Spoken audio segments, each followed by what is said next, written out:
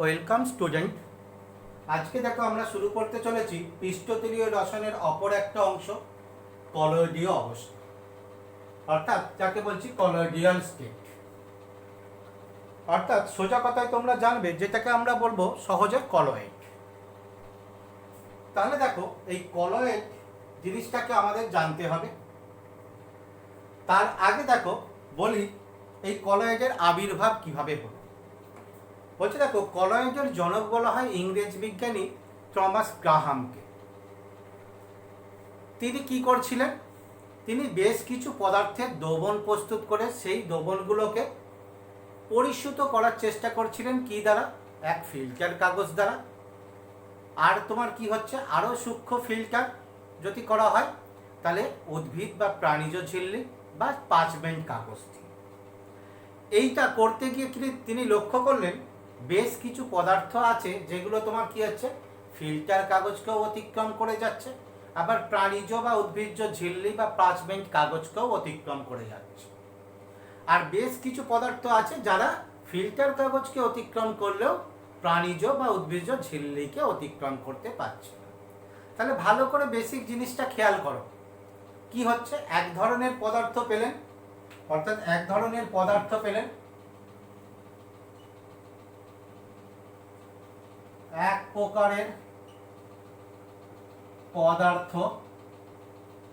প্রকারের পদার্থ যারা কি করছে,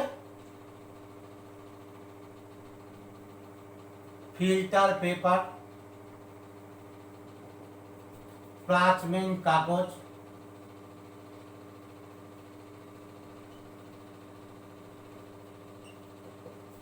প্রাণীজ ঝিল্লি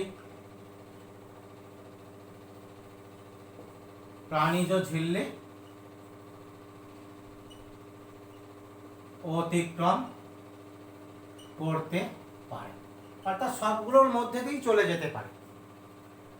আর এক প্রকারের পদার্থ পেলেন, অপর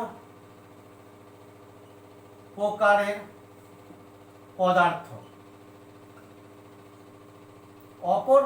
পদার্থ কি পেল? ফিল্টার পেপার অতিক্রম করতে পারছে, ফিল্টার পেপার অতিক্রম করে, কিন্তু কি পারে না? পার্চমেন্ট পেপার বা প্রাণীজ ঝিল্লি, এখানে একটা হবে ঝিল্লি,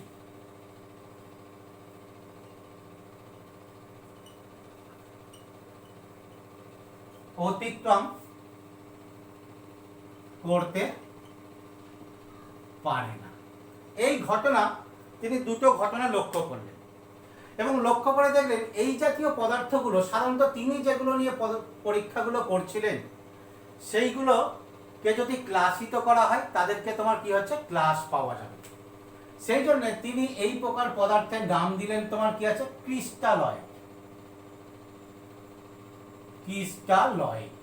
কারা তাহলে ক্রিস্টালয়েড?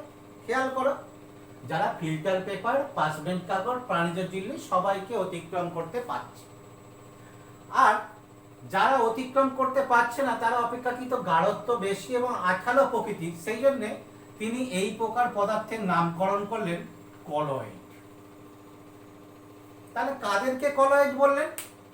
যারা ফিল্টার পেপার অতিক্রম করতে পারছে কিন্তু পার্চমেন্ট পেপার বা প্রাণীজ ঝিল্লি বা উদ্ভিজ্জ ঝিল্লি অতিক্রম করতে পারছে না, তাদেরকে তিনি বললেন কলয়েড। হয়েছে? তাহলে এখানে খেয়াল করো, তিনি যেটা করেছিলেন পদার্থের দুটো শ্রেণী বিভাগ করেছিলেন, একটা ক্রিস্টালয়েড পদার্থ আর একটা কলয়েড পদার্থ। কিন্তু প্রকৃতপক্ষে এই শ্রেণী বিভাগটা সঠিক নয়, কারণ বলছে কলয়েড কোনো এক প্রকার শ্রেণীর পদার্থ নয়, অর্থাৎ কলয়েড কোনো এক প্রকার শ্রেণীর বা কোনো এক শ্রেণীর, প্রকার না বলে একবারই শ্রেণীর দিচ্ছি, কোনো এক শ্রেণীর পদার্থ নয়। তাহলে এটা কি বলছে? এটি পদার্থের বিশেষ অবস্থা, বিশেষ অবস্থা। তাহলে এটা কোনো এক প্রকার তিনি শ্রেণী বিভাগ করেছিলেন, কিন্তু বর্তমানে বলছে কলয়েডটা কোনো একটা শ্রেণীর পদার্থ না, এটা পদার্থের একটা বিশেষ অবস্থা মাত্র। অবস্থা বলতে তোমরা জেনে এসছো, দেখো পদার্থের তিনটে অবস্থা জেনে এসছো, কঠিন, তরল এবং গ্যাসীয়। তাহলে এটাও কলয়েডটাও ওইরূপ একটা তোমার পদার্থের অবস্থা। তাহলে এইটা দেখো কেন বলা হচ্ছে এইটা যে এটা পদার্থের একটা বিশেষ অবস্থা। বলছে দেখো যখন NaCl সাধারণ লবণ বা সোডিয়াম ক্লোরাইডকে আমরা জলে যোগ করব তখন পাচ্ছি ক্রিস্টালয়েড, ক্রিস্টালয়েড পদার্থ। আবার ধরো NaCl কে যখন আমরা তোমার কি হচ্ছে বেনজিনে যোগ করছি, বেনজিনে যোগ করছি তখন আমরা পাচ্ছি কি কলয়েড।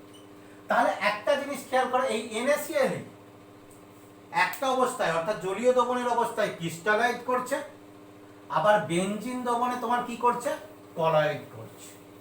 ঠিক একইভাবে আরো উদাহরণ এরকম দেওয়া যায়, যেমন ধরো সালফার,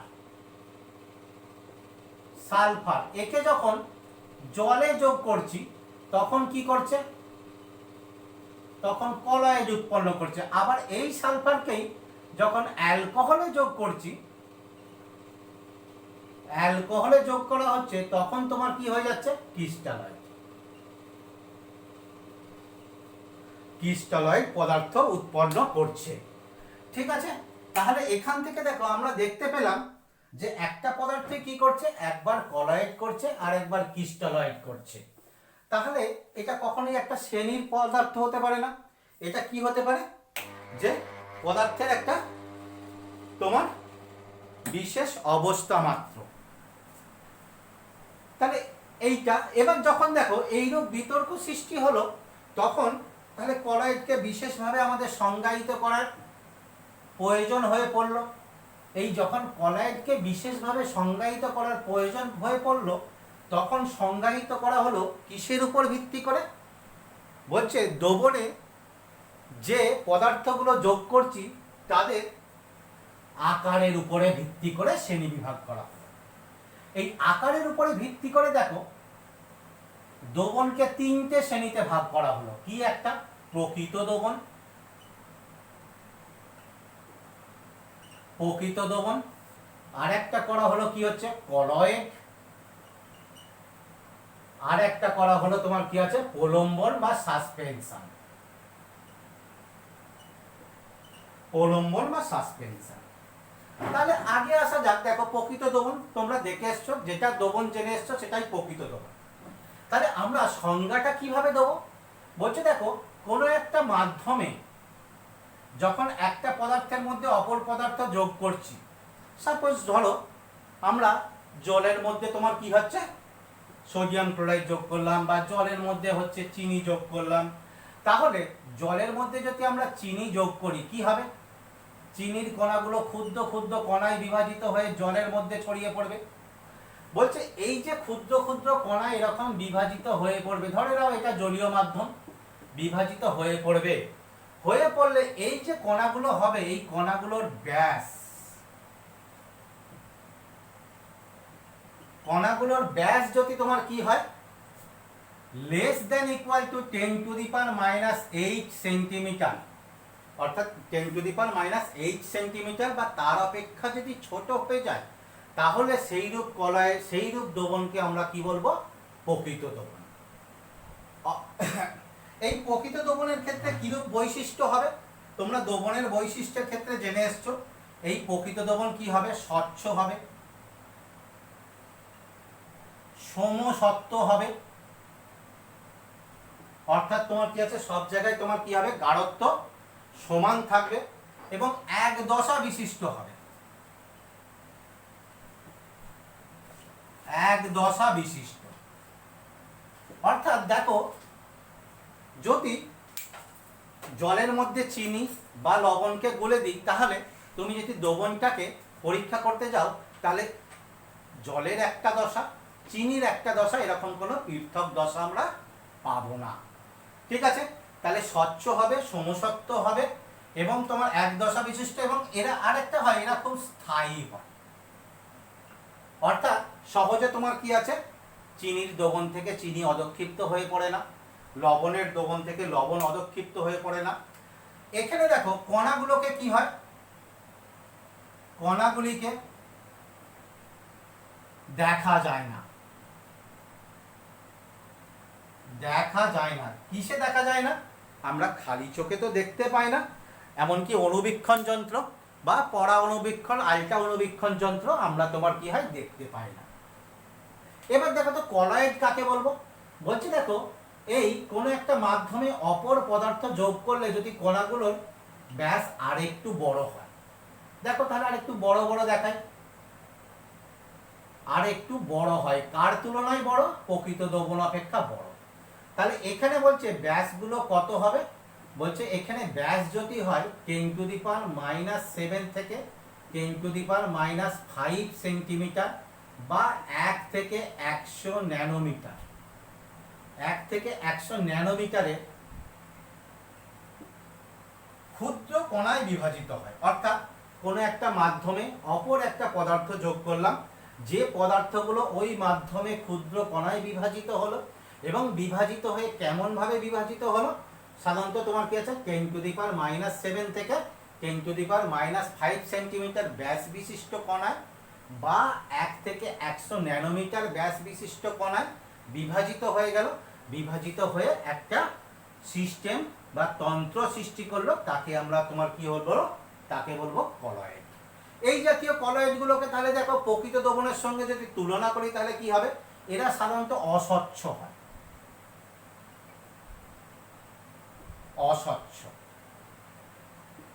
আর কি হয়, অসমসত্ব, অসমসত্ব হয়েছে। এদের দেখো দ্বিদশা থাকে, এখানে দেখো এক দশা বিশিষ্ট, এখানে তোমার কি আছে দ্বিদশা বিশিষ্ট।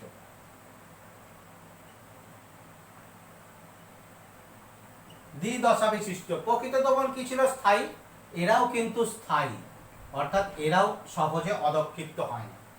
হয়েছে। এখানে আর কি হয় দেখো, এদেরকে কণাগুলোকে কখনোই দেখা যায় না, এখানেও কণাগুলোকে খালি চোখে বা মাইক্রোস্কোপে দেখা যায় না, কিন্তু আলট্রা মাইক্রোস্কোপে দেখা যায়।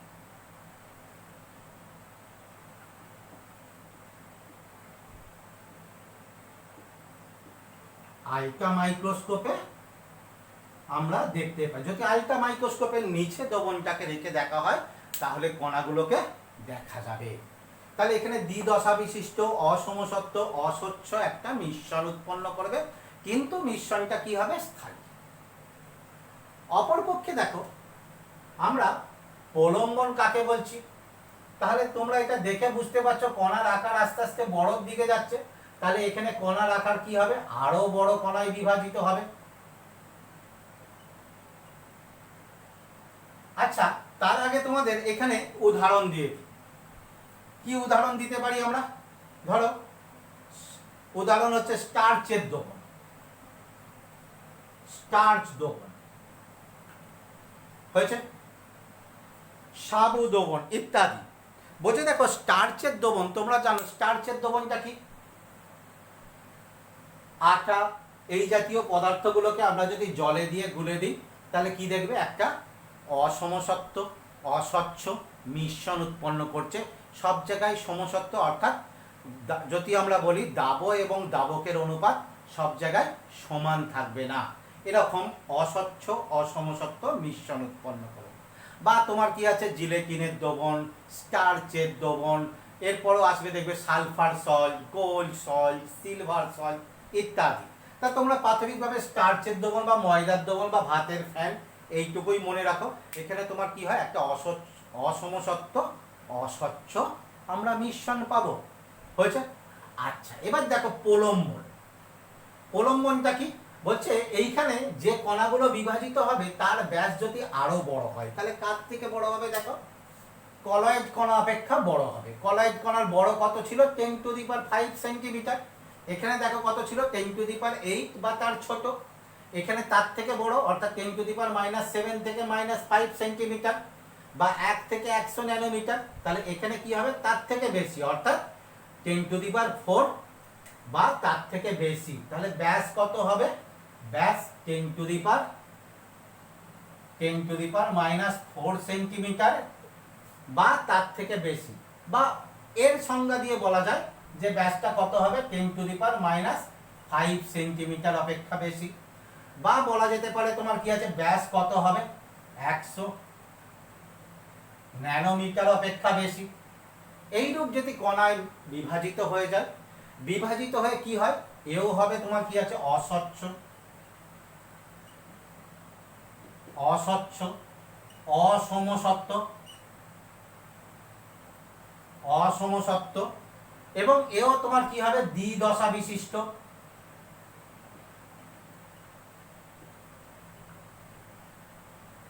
দ্বিদশা বিশিষ্ট। এখানে কি ছিল দেখো স্থায়ী, এখানে তোমার কি হয়ে যাবে অস্থায়ী। উদাহরণটা দিলেই বুঝতে পারবে অস্থায়ী, এবং এদের কণাগুলোকে বেশিরভাগ ক্ষেত্রেই তোমার কি হবে, এদের কণাগুলো আমরা খালি চোখে দেখতে পাবো। ঠিক আছে, যেমন ধরো একটা উদাহরণ দেওয়া যাক প্রলম্বনের হচ্ছে, ধরো চকের গুঁড়োর দ্রবণ, চকের গুঁড়োর দ্রবণ বা অদক্ষিপ্ত বেরিয়াম সালফাইডের দ্রবণ, বেরিয়াম সালফাইডের দ্রবণ, চকের গুঁড়োর দ্রবণ বলছে। দেখো আমি যদি চককে মিহি করে যেমন ইচ্ছা আমি মিহি করে গুঁড়িয়ে নিলাম, গুঁড়িয়ে নিয়ে কি করেছি তাকে একটা বিকারের মধ্যে জল নিয়ে তাতে গুলে দিয়েছি, গুলে দিলেই দেখবে একটা অস্বচ্ছ মিশ্রণ উৎপন্ন করেছে এবং মিশ্রণে সাদা সাদা কণাগুলো ঘুরে বেড়াচ্ছে, তোমরা খালি চোখেই দেখতে পাবে। এরপরে দেখো ওই দ্রবণটাকে যদি বেশ কিছুক্ষণ রেখে দিই তাহলে দেখবো অপেক্ষাকৃত বড় কণাগুলো থিতিয়ে পড়েছে এবং খুব সূক্ষ্ম সূক্ষ্ম কণাগুলো তখনও ঘুরে বেড়াচ্ছে। দ্রবণটাকে যদি দীর্ঘক্ষণ রেখে দেওয়া হয় তাহলে দেখবে ওই চকের গুঁড়ো সূক্ষ্ম সূক্ষ্ম কণাগুলোও তোমার কি হয়ে গেছে একদম নিচে থিতিয়ে পড়েছে, উপরে তোমার পরিষ্কার জল তোমরা দেখতে পাবে। তাহলে এটা কি হচ্ছে অস্থায়ী, কারণ কণাগুলো তোমার কি হয়ে যায় থিতিয়ে পড়ে। তাহলে এই হলো তোমার কি আছে দ্রবণের তিনটে অবস্থা, একটা হচ্ছে কি প্রকৃত দ্রবণ, কলয়েড, প্রলম্বন হয়েছে। এই যে কলয়েড, যেটা কলয়েড উৎপন্ন করছে তাকে আমরা তোমার কি বলতে পারি কলয়েডীয় অবস্থা, কলয়েডীয় অবস্থা। এখানে দেখো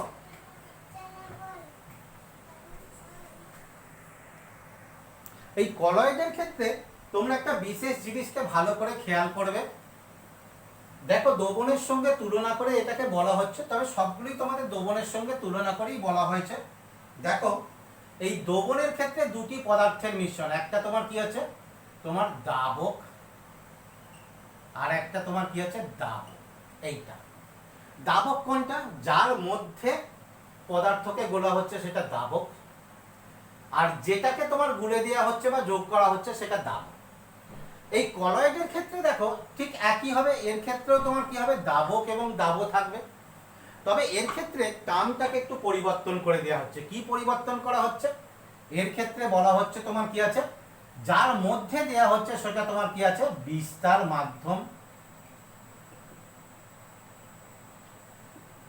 বিস্তার মাধ্যম, আর যেটা গুলে দেওয়া হচ্ছে সেটা তোমার কি আছে বিস্তৃত দশা।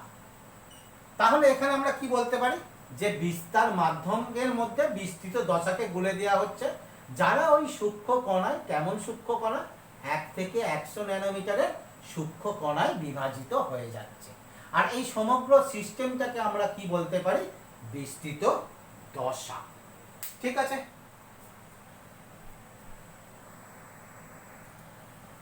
এরপরে আসছি দেখো কলয়েডের শ্রেণী বিভাগ।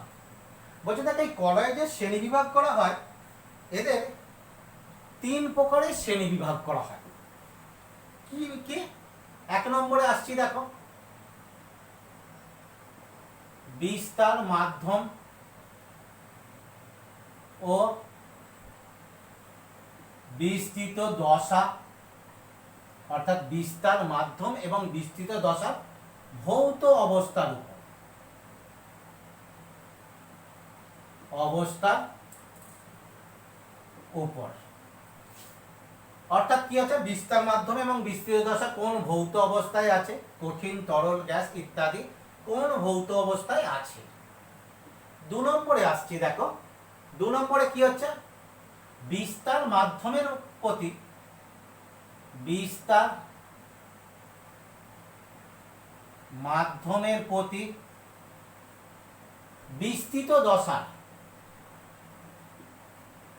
বিস্তৃত দশার আসক্তি বা আকর্ষণের উপর, বিস্তৃত দশার আসক্তি বা আকর্ষণের উপর নির্ভর করে। 3 নম্বরে আসছি, দেখো 3 নম্বরে বিস্তৃত দশার কণার প্রকৃতির উপর নির্ভর করে।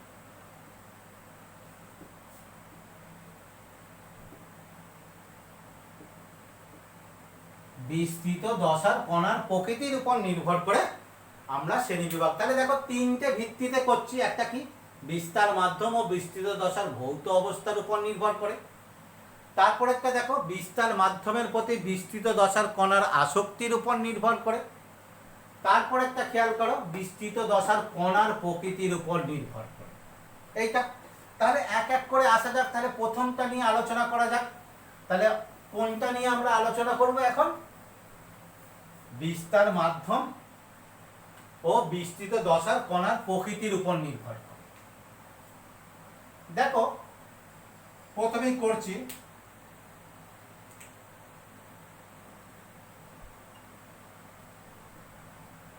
বিস্তৃত দশা, বিস্তার মাধ্যম,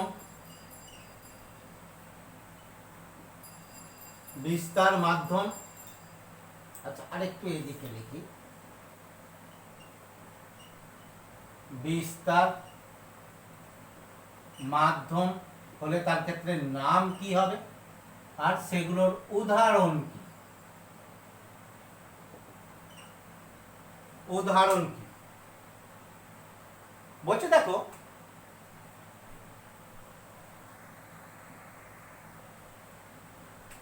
বিস্তৃত দশা যদি তোমার কি হয়, কঠিন হয়, বিস্তার মাধ্যমও যদি কঠিন হয়, তাহলে কি দেখলে, বিস্তৃত দশা কঠিন, বিস্তার মাধ্যম অর্থাৎ কোনো কঠিন যদি কঠিনের মধ্যে থাকে তখন তাকে আমরা বলি তোমার কি আছে, কঠিন সল। কি উদাহরণ হবে, প্রথম সহজ উদাহরণ হচ্ছে দেখো সংকর ধাতু। তোমরা জানো সংকর ধাতু কি, দুটি কঠিন পদার্থের মিশ্রণ, তাদের অনুপাতটা ভিন্ন থাকে। অর্থাৎ একটা ধাতুর মধ্যে তোমার কি হয়, অন্য ধাতুকে মিশিয়ে দেওয়া হয়। ঠিক আছে, সংকর ধাতু। রঙিন কাঁচ,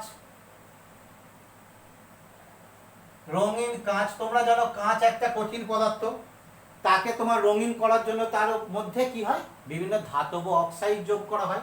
রুবি গ্লাস ওই একই রকম ইত্যাদি। বলছি দেখো কঠিন যদি, তাহলে কঠিনের মধ্যে হয়েছে, কঠিন যদি তরলে থাকে, অর্থাৎ বিস্তার মাধ্যম যদি তরল, কঠিন যদি তরলে থাকে তখন তাকে আমরা কি বলি, তাকে বলি সল।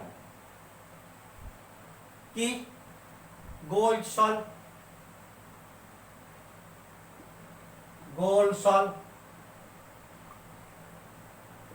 Sulphur sol, milk of magnesia,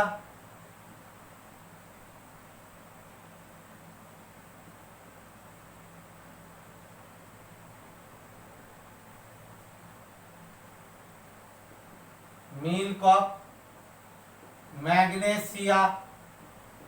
এই মিল্ক অফ ম্যাগনেসিয়াটা কি, ওই যে অম্বল হলে দেখো এক ধরনের সেই ওষুধ খাওয়ানো হয়, দেখো খাওয়ানোর আগে ওষুধটাকে বেশ ভালো করে ঝাঁকিয়ে নেওয়া হয়। Milk of magnesia, gold sol, sulphur sol ইত্যাদি যে সলগুলো পাওয়া যাবে, অর্থাৎ গোল্ডের দ্রবণ, সালফারের দ্রবণ, সিলভারের দ্রবণ হয়েছে ইত্যাদি। বা তো আমরা যে রঙগুলো ব্যবহার করি রং এটা। এরপরে দেখো কঠিন যদি গ্যাসের মধ্যে অর্থাৎ বিস্তার মাধ্যম যদি গ্যাস হয় তাহলে তাকে আমরা কি বলি? তাকে বলি কঠিন এরোসল। দেখো কঠিন গ্যাসের মধ্যে আছে, কোথায় এরকম পাও? কঠিন আছে গ্যাসের মধ্যে, কোথায় পাও? ধোঁয়া। ধোঁয়াতে কি হয়? কার্বনের যে সূক্ষ্ম সূক্ষ্ম কণাগুলো সেটা গ্যাস অর্থাৎ বায়ুমণ্ডলের মধ্যে ছড়িয়ে থাকে। তাহলে এর উদাহরণ কি হবে? ধোঁয়া বা বায়ুতে ভাসমান ধূলিকণা। হয়েছে? ধোঁয়া বা বায়ুতে ভাসমান ধূলিকণা। এরপরে দেখো বিস্তৃত দশায়, তাহলে তরলে আসি। আগের মতোই তরল যদি কঠিনে থাকে, কঠিন তরল যদি কঠিনে থাকে দেখো তাকে বলা হয় তোমার কি হচ্ছে? জেল।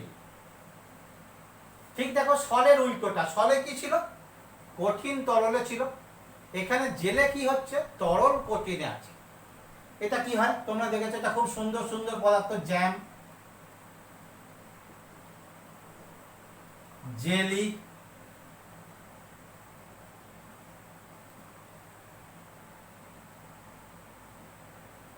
জুতোর কালি অর্থাৎ জুতো পালিশ করার কালি ইত্যাদি।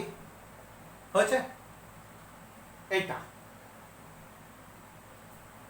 দেখো তরল যদি তরলের মধ্যে থাকে, দুটো তরলের মিশ্রণ তোমরা জানো, এটা বহুবার শুনেছো, ইমালশন। কি সব থেকে সহজ উদাহরণ? দুধ,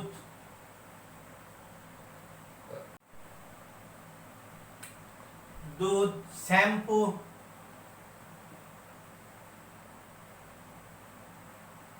শ্যাম্পু, বিভিন্ন ধরনের যে কোল্ড ক্রিম ব্যবহার করা হয়, ক্রিম ইত্যাদি। তাহলে এইগুলো হচ্ছে ইমালশন। এবার দেখো তরল কি হচ্ছে? তাহলে কঠিন তরল হয়েছে। এবার তরল যদি গ্যাসে থাকে, তরল যদি গ্যাসে থাকে, কঠিন যখন গ্যাসে ছিল দেখো আমরা কি বলেছি? কঠিনই আরোসল। তাহলে তরল যখন গ্যাসে থাকবে তাহলে তোমার কি হবে? এখানে তরল এরোসল। তরল গ্যাসের মধ্যে আছে, কি দেখেছো তোমরা? মেঘ। অর্থাৎ তোমার কি হচ্ছে? মেঘের মধ্যে কি থাকে? সূক্ষ্ম সূক্ষ্ম জলীয় বাষ্পের বিন্দুগুলো বায়ুর মধ্যে বিস্তৃত থাকে। অর্থাৎ তোমার কি আছে? মেঘ, কুয়াশা ইত্যাদি, কুয়াশা ইত্যাদি। এরপরে দেখো তাহলে আমরা গ্যাসের ক্ষেত্রে আসি।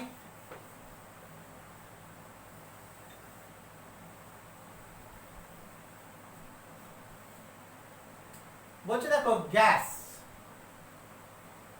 গ্যাস যদি কঠিনের মধ্যে থাকে তাহলে তাকে আমরা তোমার কি বলবো? তাকে আমরা বলবো তোমার কি আছে? কঠিন ফোম। কঠিন ফোম। গ্যাস কঠিনের মধ্যে আছে, কোথায় দেখেছো বলো তো? কঠিনের মধ্যে গ্যাস আছে। কেক বা রুটি বা ব্রেড যাকে বলা হয়, ব্রেড বা কেক, রুটি, যে পাউরুটি যেটা আমরা দেখো ব্যবহার করি, সেখানে দেখবে পাউরুটিটা কি হচ্ছে? কঠিন পদার্থ। তার মধ্যে তোমার কি হয়? অসংখ্য সূক্ষ্ম সূক্ষ্ম তোমার কি আছে? বা সূক্ষ্ম কেন বলি? খালি চোখে দেখা যায় এরকম ফাঁকা স্থান আছে। ঠিক একই কেকের মধ্যেও তাই, সে স্থানগুলোতে তোমার কি হচ্ছে? তোমার ওই বায়ু প্রবেশ করে আছে, তা বা বায়ু সেগুলো অধিকার করে আছে। গ্যাস যদি তরলের মধ্যে থাকে তাহলে তাকে তরল ফোম বা বলা হয় শুধু ফোম। গ্যাস, তরলের মধ্যে গ্যাস কোথায় দেখেছো? সাবানের ফেনা,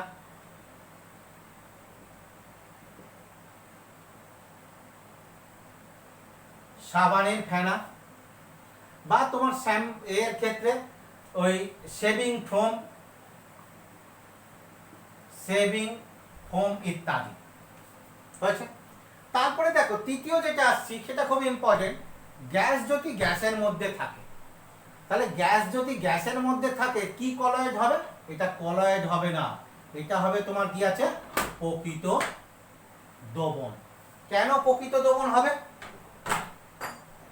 কেন প্রকৃত দ্রবণ হবে? কারণ দুটো গ্যাস পরস্পরের সঙ্গে কি হয়ে যায়? সমসত্ত্বভাবে মিশে যায়। এই সমসত্ত্বভাবে মিশে গেলে তোমরা কলয়েডের সংজ্ঞায় বলে এসেছিলাম, খেয়াল করো, গ্যাস হচ্ছে এই কলয়েড হচ্ছে একটা অসমসত্ত্ব দ্রবণ। তাহলে এরা যদি সমসত্ত্বভাবে মিশে যায়, কারা? দুটি গ্যাস যদি সমসত্ত্বভাবে মিশে যায় তাহলে কলয়েড দ্রবণ উৎপন্ন করবে না, তারা কি উৎপন্ন করবে? তারা উৎপন্ন করবে প্রকৃত দ্রবণ। হয়েছে? এবার দেখো এই বিভাগগুলোর ক্ষেত্রে যদি আমরা একটুখানি আর একটু দেখি তাহলে এটা দেখব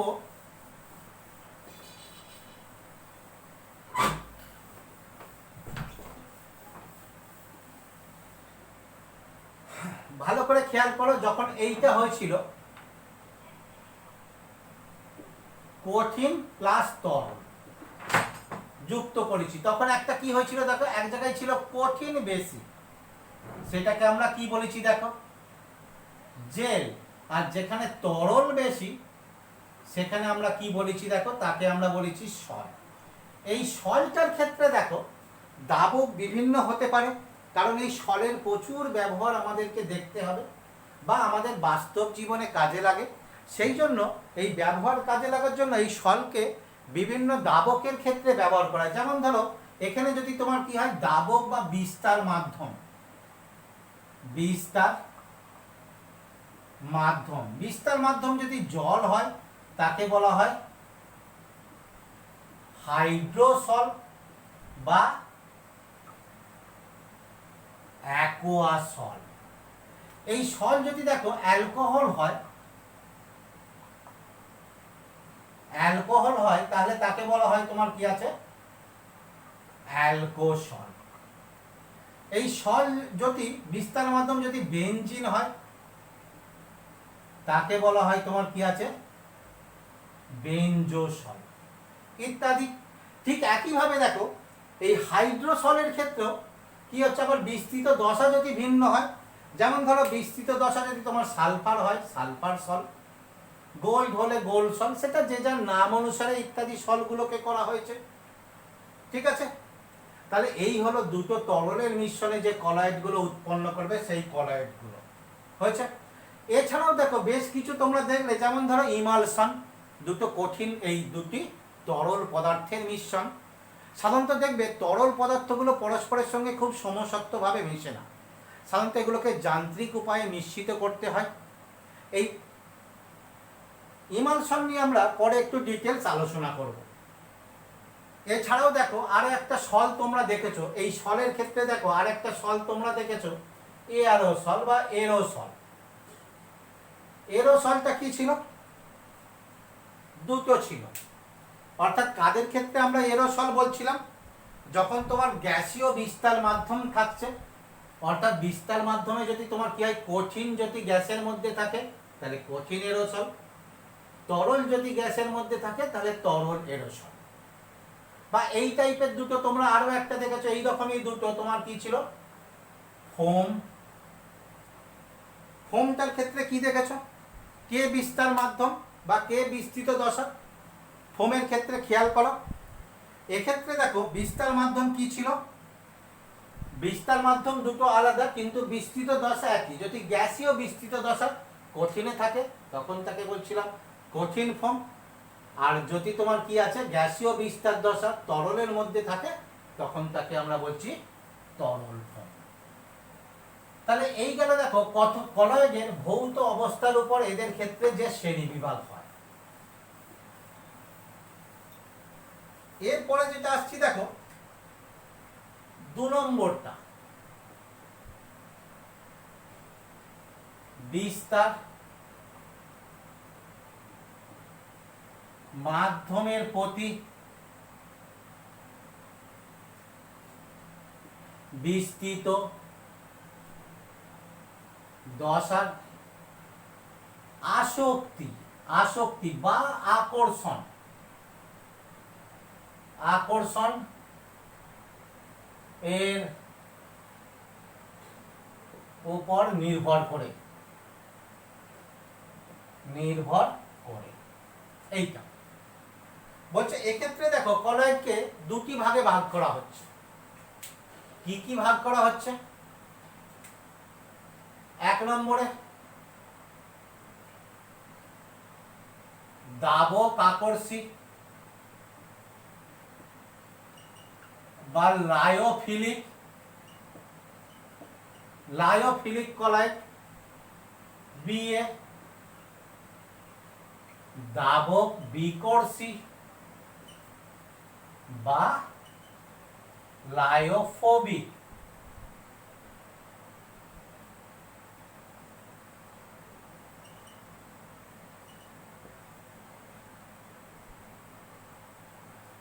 লায়োফোবিক কলয়েড নামটা দেখি দেখো তোমরা অনুমান করতে পারছো, দাবক আকর্ষী বা লায়োফিলিক। এই লায়োটা মিনে কি? দাবক।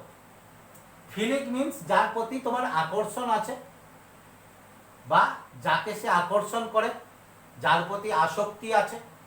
অর্থাৎ একে সহজে বলা যায় লায়ো দাবক বা সলভেন্ট লাভার।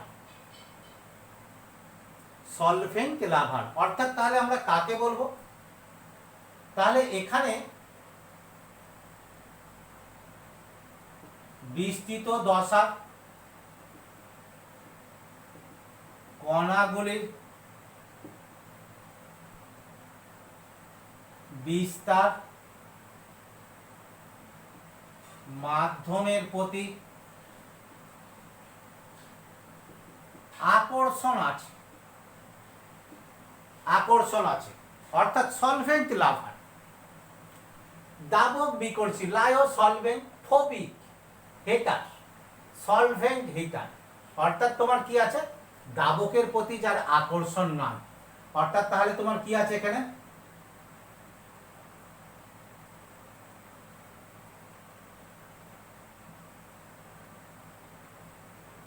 বিস্তার মাধ্যমের প্রতি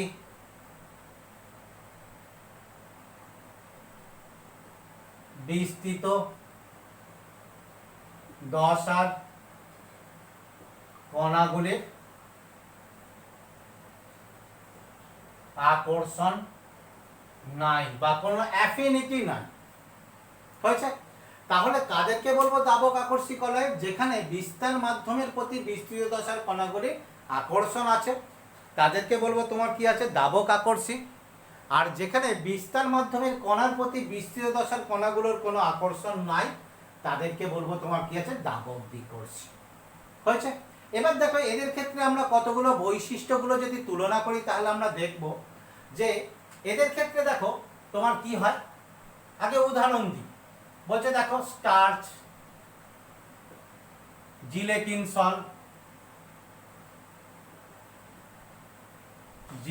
সল, অ্যালবুমিন ইত্যাদি।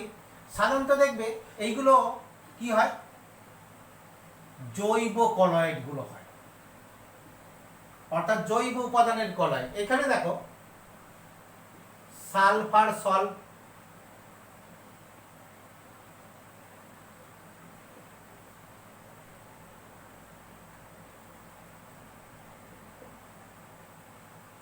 Gold sol, silver sol, milk of magnesia সাধারণত অজৈব উপাদানের কলয়েড। অজৈব উপাদানের কলয়েড। হয়েছে? অজৈব উপাদানের কলয়েড। এখানে দেখো এই আকর্ষণ থাকার জন্য এরা খুব কি হয়? স্থায়ী হয়।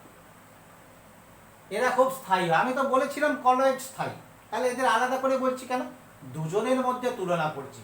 অর্থাৎ দাবক আকর্ষী, দাবক বিকর্ষী। এরা দাবক আকর্ষীর তুলনায় এরা স্থায়ী, এরা অপেক্ষাকৃত কম স্থায়ী।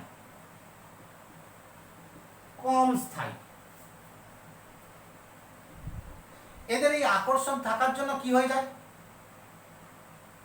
সহজে প্রস্তুত করা যায়।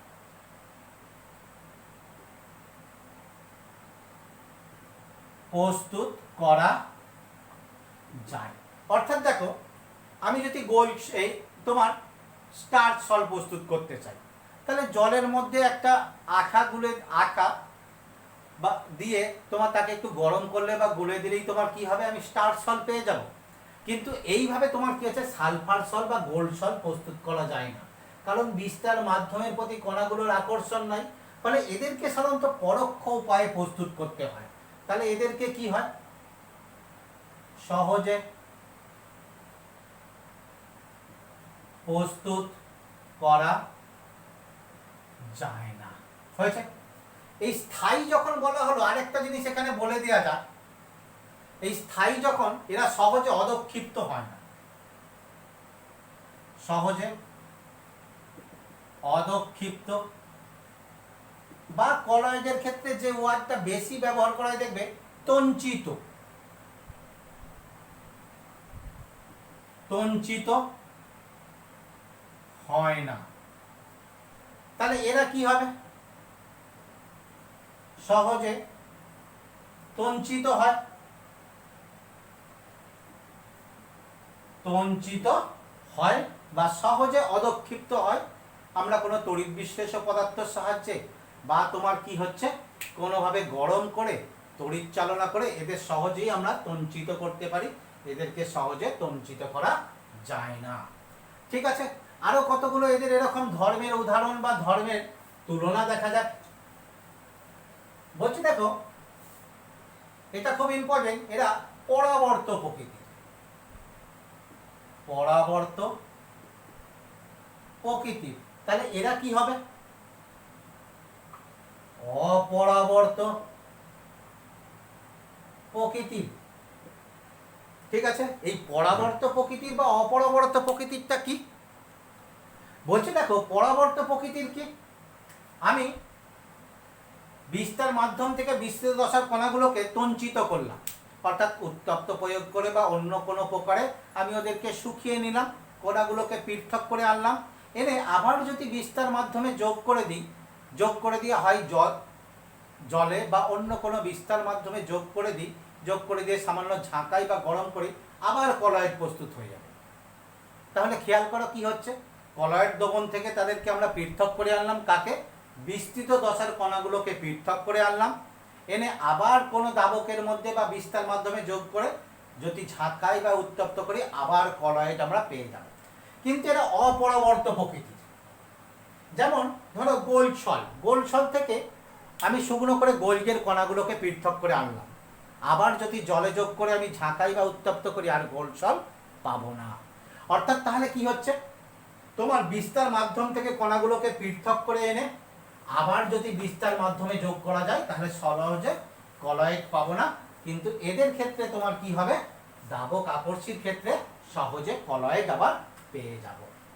এদের ক্ষেত্রে দেখো, দাবক আকর্ষী হওয়ার জন্য এদের গাঢ়ত্ব বেশি হয়ে যায়। তাহলে এদের গাঢ়ত্ব কি হয়, বেশি। কার অপেক্ষা বেশি,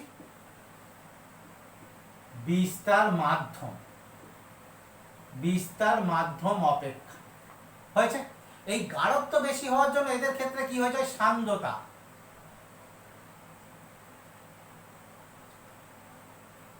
সান্দ্রতা বেশি হয়।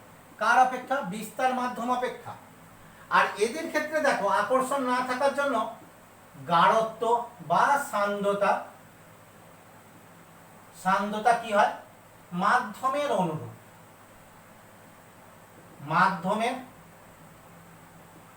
অনুরূপ, অর্থাৎ মাধ্যমের মতো একই।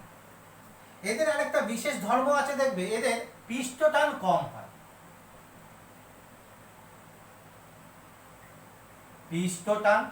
হয়, কিন্তু এদের পৃষ্ঠটান কি হয়ে যায়,